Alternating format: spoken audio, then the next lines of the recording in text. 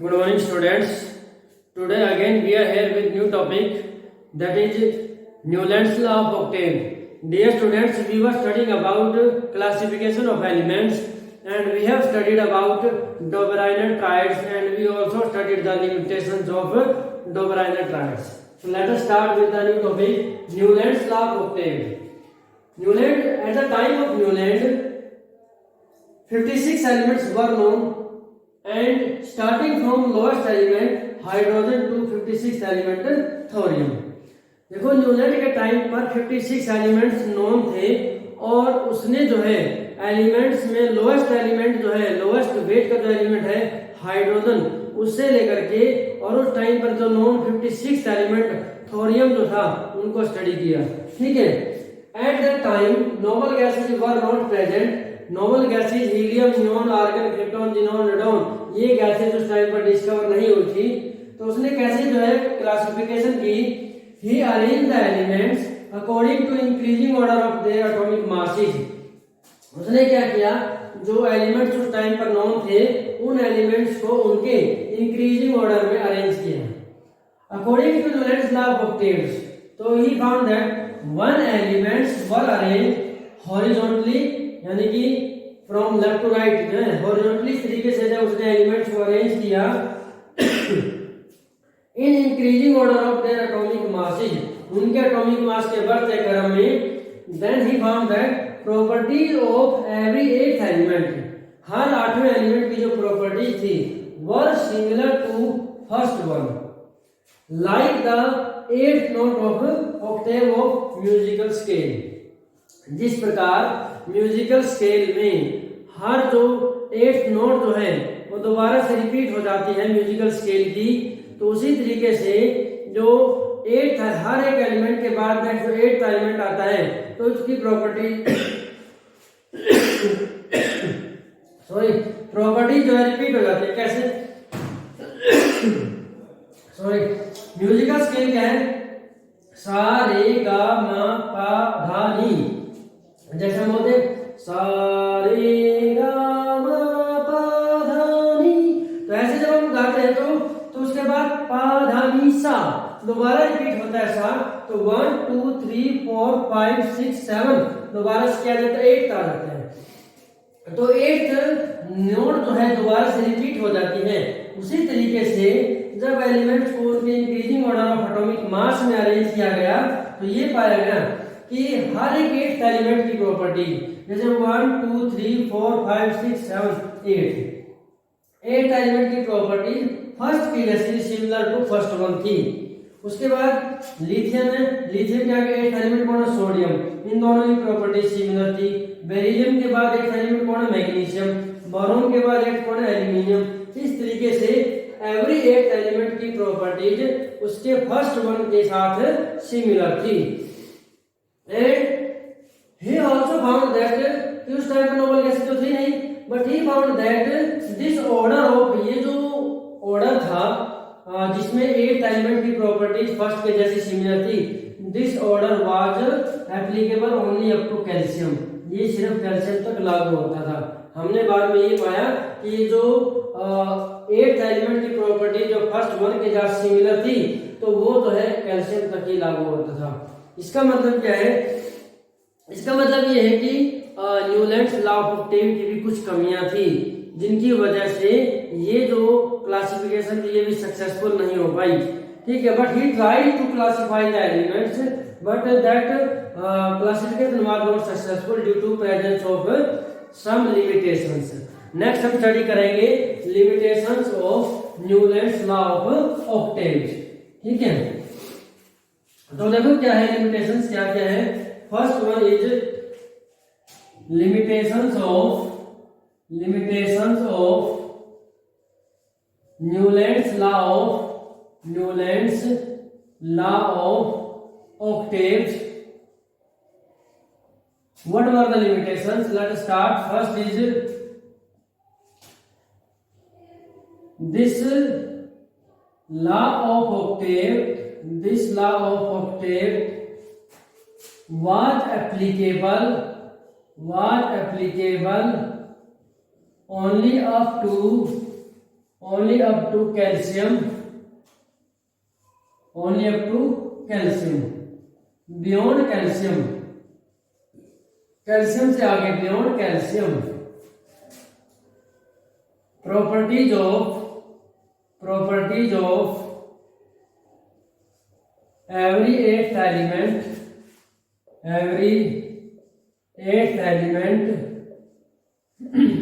were not similar to first one.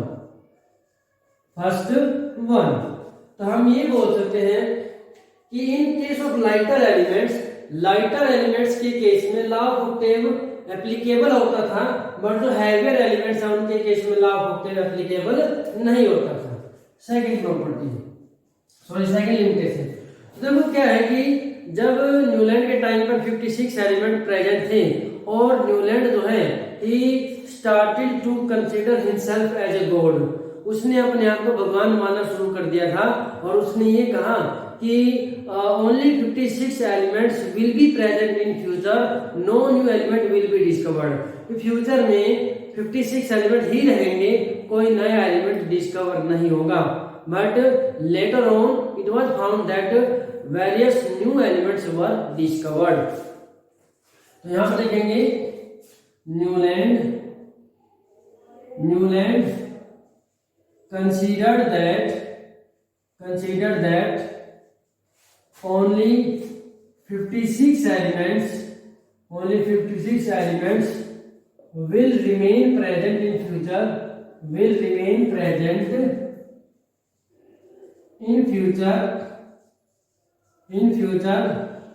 no new element will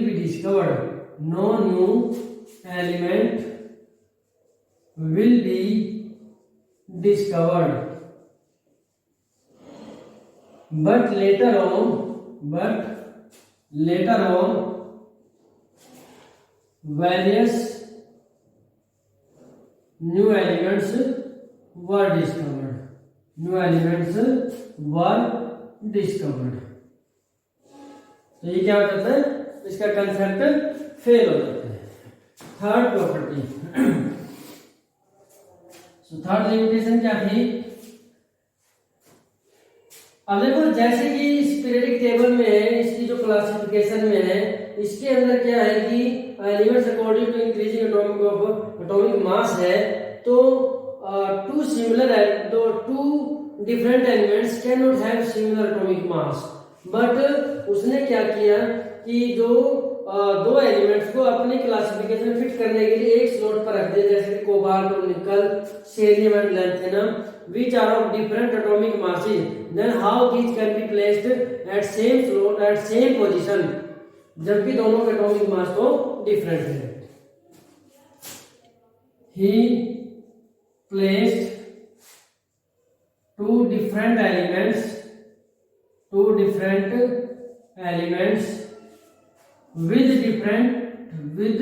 with different atomic masses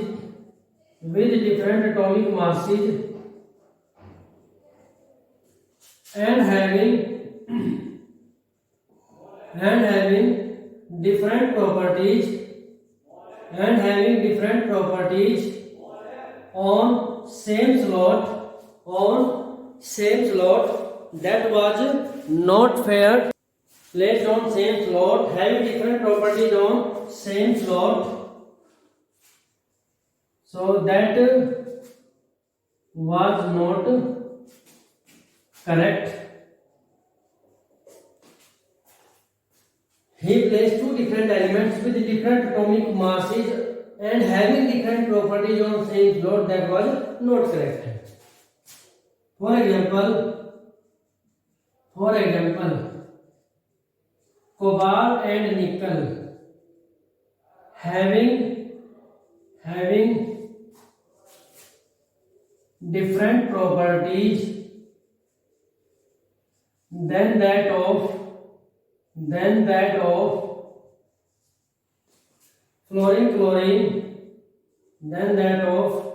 fluorine were placed in same group in same order which was incorrect.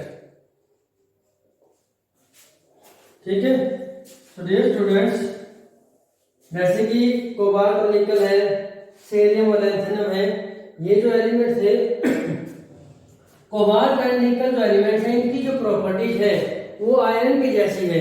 तो iron को तो उधर रखते हैं, cobalt nickel को इधर रख दिया फ्लोरीन क्लोरीन ब्रोमीन के वाले लाइन में। इसका मतलब क्या है, इनकी प्रॉपर्टी जो फ्लोरीन क्लोरीन की जैसी नहीं थी, और दूसरा इनके जो एटॉमिक मासेस थे वो भी क्या थे, डिफरेंट थे, और डिफरेंट एटॉमिक मासेस के होने के बावजूद भी इनको सेम पॉइंट के ऊपर सेम स्लॉट के ऊपर रख दिया। तो dear students, these were few major problems, major limitations of the Newland's law of octaves. Next we are going to start Mendeleev classification. क्या स्टार्ट करेंगे, मेंडलीव टेबल और मेंडलीव क्लासिफिकेशन। बहुत इंटरेस्टिंग है, ये भी ध्यान से सुनना। इसमें Mendeleev classification, third one is Mendeleev classification या मेंडलीव टेबल। ठीक है, तो ध्यान से इसमें सुनेंगे। Like that of Newland classification, noble gases उस टाइम पर भी डिस्कवर नहीं थी, इस टाइम पर भी नोबल गैसेज डिस्कवर नहीं थी, but 63 elements were present at the time of Mendeleev classification. Mendeleev की क्लासिफिकेशन के टाइम पर 63 एलिमेंट्स जो है वो प्रेजेंट थे, and he started to classify the elements according to increasing order of atomic mass। जैसे न्यूलैंड एटॉमिक मासेस के base पर जो है जो एलिमेंट्स को क्लासिफाई करना शुरू किया था, तो मेंडलीव ने भी एलिमेंट्स को उनके increasing order of atomic mass के अकॉर्डिंग जो क्लासिफाई किया, but his way of classification was different. He classified the element according to their physical and chemical properties. According to their physical and chemical properties, among chemical properties, he studied the compounds formed by the elements with oxygen and hydrogen। यानी कि chemical properties में उसने elements के द्वारा बनाए गए oxygen और hydrogen के साथ जो कंपाउंड्स हैं उनको स्टडी किया। ऑक्सीजन के साथ किसी एलिमेंट का जो कंपाउंड बनता है उसको ऑक्साइड्स कहते हैं, और हाइड्रोजन के साथ जो बनता है उसको हाइड्राइड्स कहते हैं।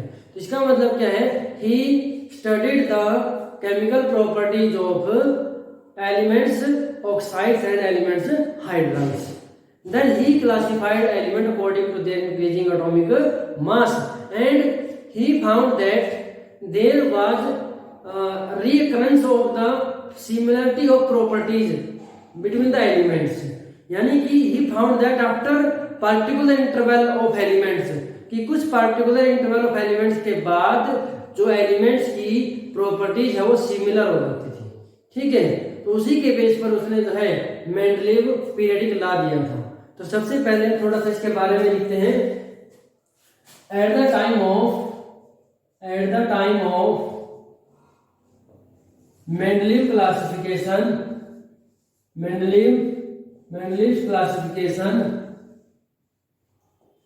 Mendeleev's classification, 63 elements were known. 63 elements were known. Noble gases were not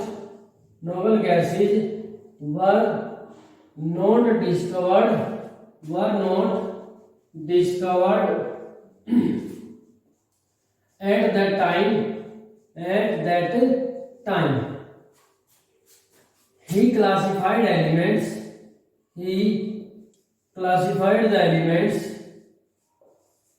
according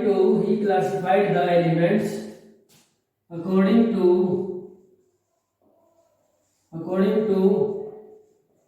increasing atomic masses, and after studying the physical and chemical properties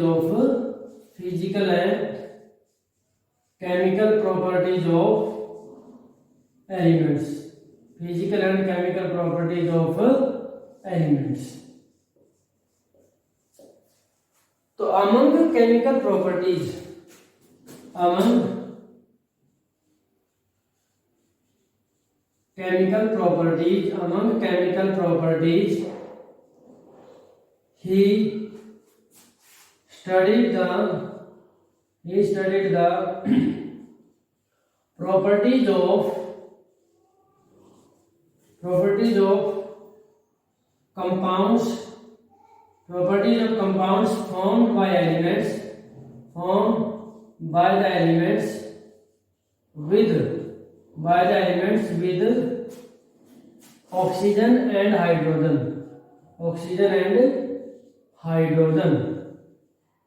that is oxides and hydrides। तो elements की oxygen और hydrogen के साथ जो compound बने oxide और hydrides, उनकी properties को, केमिकल प्रॉपर्टीज को स्टडी किया। ठीक है। he found that properties of elements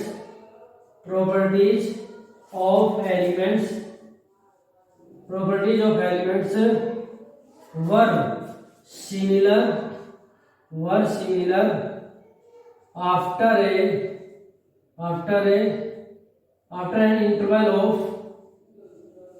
an interval of elements। Properties of elements were similar after an interval of elements। He placed the elements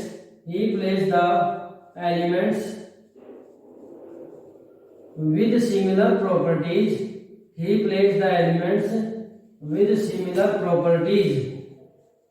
in same group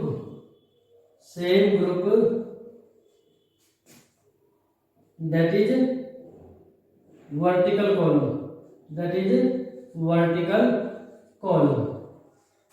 and elements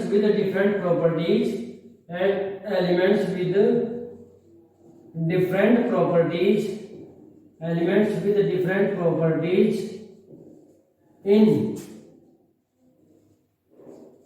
different groups। ठीक है। तो हमने क्या पढ़ा कि जो element similar properties के थे उनको तो उसने सेम ग्रुप में, सेम वर्टिकल कॉलम में रखा, और जिनकी प्रॉपर्टीज डिफरेंट थी उनको डिफरेंट ग्रुप्स में रखा। तो देखो जो एलिमेंट्स, ये कैसे पता चला कि किस एलिमेंट की प्रॉपर्टी सिमिलर है नहीं है? तो एलिमेंट्स ने ऑक्सीजन के साथ जो कंपाउंड बनाए ऑक्साइड्स, एलिमेंट्स ने हाइड्रोजन के साथ जो कंपाउंड बनाए हाइड्राइड्स।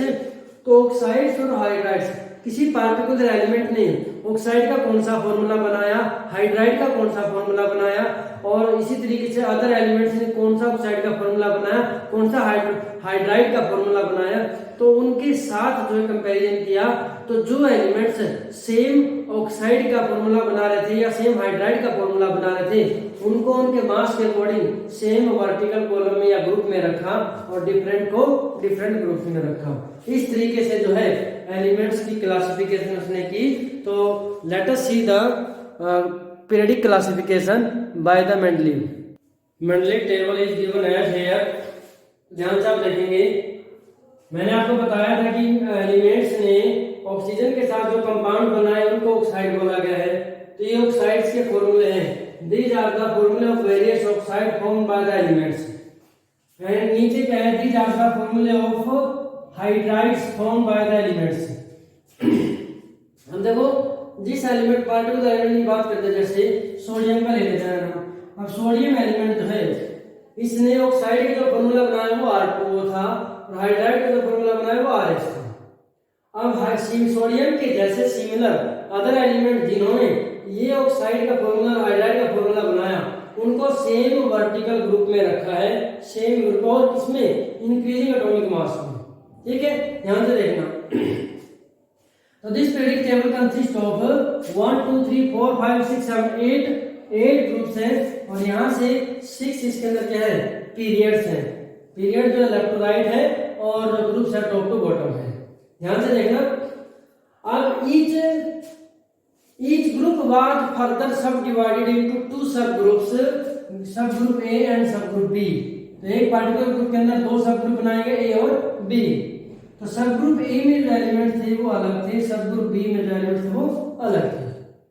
ठीक है, तो यहाँ पर आप देखेंगे कि elements were arrange according to increasing order of atomic mass. तो हुआ क्या था, एक मेंडलीव ने 63 कार्ड्स लिए और 63 कार्ड्स के ऊपर, हर एक कार्ड के ऊपर एलिमेंट का नाम क्या है, एलिमेंट के ऑक्साइड का फॉर्मूला क्या है, एलिमेंट के हाइड्राइड का फॉर्मूला क्या है और उसकी प्रॉपर्टीज क्या है, फिजिकल और प्रॉपर्टीज क्या है, उन सभी प्रॉपर्टीज को कार्ड के ऊपर लिखा। इस तरीके से 63 कार्ड्स के ऊपर 63 एलिमेंट्स की प्रॉपर्टीज को लिख दिया। Then he started to arrange, उसने ऐसे दीवार के ऊपर चिपकाना शुरू किया था कि पहले जो लाइटर एलिमेंट था, सबसे कम एटॉमिक मास का था उसको, फिर नेक्स्ट एलिमेंट को, इस तरीके से increasing order of atomic mass में बढ़ता गया। और जो एलिमेंट सेम ऑक्साइड या हाइड्राइड के फॉर्मूले वाले थे उनको दूसरे के नीचे सेम ग्रुप में इस तरीके से लगाता गया। He found that when elements were arranged according to increasing atomic mass, then his classification was given as follows। इस तरीके से उसकी जो अरेंजमेंट है क्लासिफिकेशन हो गई थी।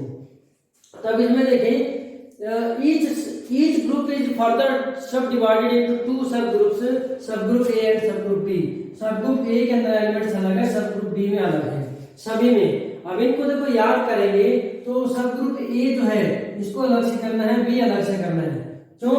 क्योंकि वैसे तो पीरियडिक टेबल में इसमें से इतना ज्यादा नहीं पूछा जाता, कुछ इसमें से ये पूरी पीरियडिक टेबल याद करना नहीं।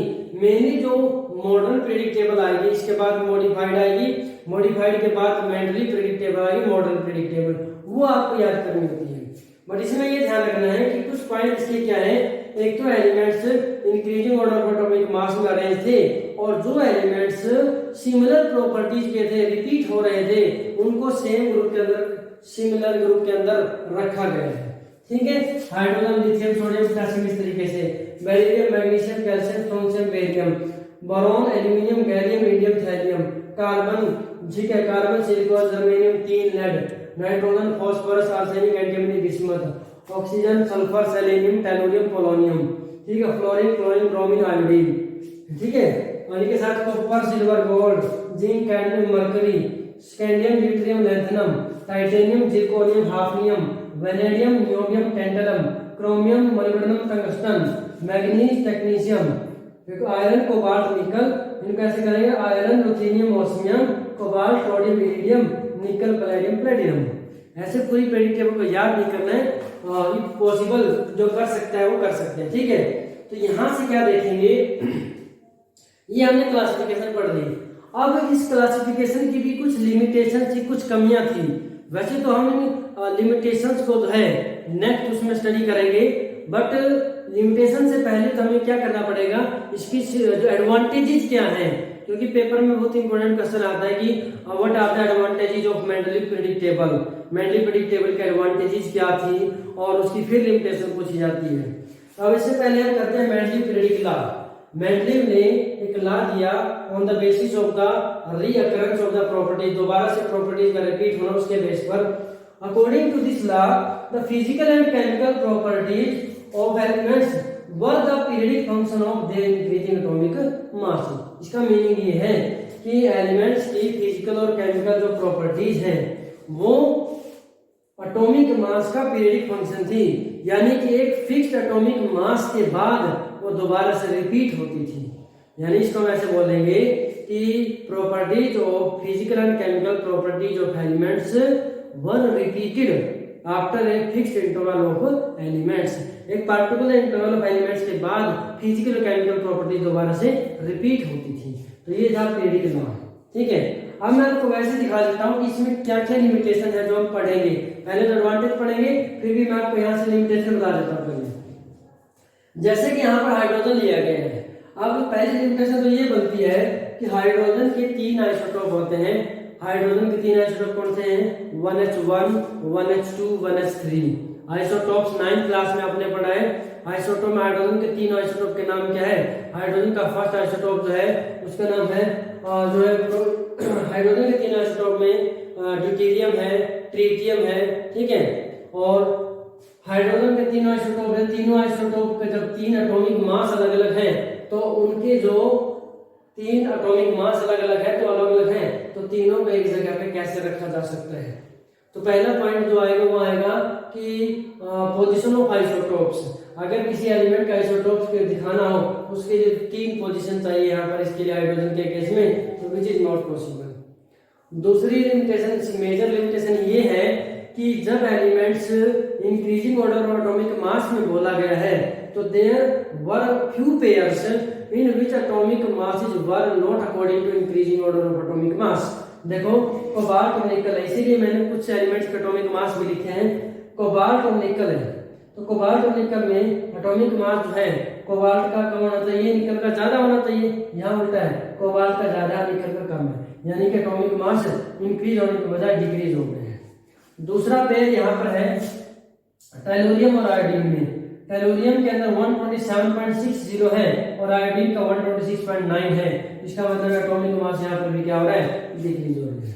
तो देखो हाइड्रोजन का पहला पॉइंट है, हाइड्रोजन के तीन आइसोटोप प्रोटियम, ड्यूटेरियम और ट्रिटियम, ठीक है। इन तीनों के लिए एक ही पोजीशन दी गई है, विच इज नॉट करेक्ट। दूसरा लिमिटेशन क्या बनता है कि एलिमेंट जो कुछ पेयर पाए गए जो जिनमें एटॉमिक मास इंक्रीज होने के बजाय डिक्रीज हो रहे हैं।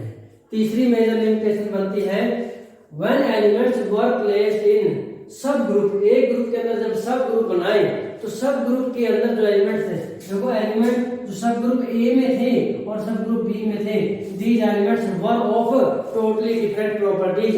इनकी जो है हमारे पास कौन सी है, ये हमारे पास एल्कली मेटल्स, ठीक है, और ये क्या हमारे पास है, ये हमारे पास ट्रांजिशन मेटल्स, ठीक है। इन दोनों की प्रॉपर्टीज बिल्कुल डिफरेंट होती है। तो ये देखो, ये जो ट्रांजिशन सीरीज लिखा हुआ है, iron, uranium, osmium, cobalt, sodium, लीडियम, निकल, बैरियम, प्लेटिनम, तो उनके जैसी सिमिलर है ये, तो वहां क्यों नहीं रखी। जो प्रॉपर्टी एलिमेंट्स डिफरेंट प्रॉपर्टीज के, कंप्लीटली डिफरेंट प्रॉपर्टीज के हैं, उनको सिमिलर जो है सब ग्रुप में, यानी सेम ग्रुप के अंदर सिमिलर जो है ग्रुप के अंदर दो सब ग्रुप में रखा हुआ है, पास पास में रखा हुआ, जबकि इनकी प्रॉपर्टीज डिफरेंट होती है, ठीक है। तो dear students, these are some major drawbacks और प्रॉब्लम्स और limitations which were possessed by the Mendeleev table. उसके बाद है बाद में जो है नोबल गैस डिस्कवर होगी, उसको हम नेक्स्ट उसमें पढ़ेंगे। सो आपको अभी तक यहाँ तक पढ़ना है और इसको अच्छी तरीके से जो आपको स्टडी करना है। तो dear students, this is enough for today. Thank you and have a nice day.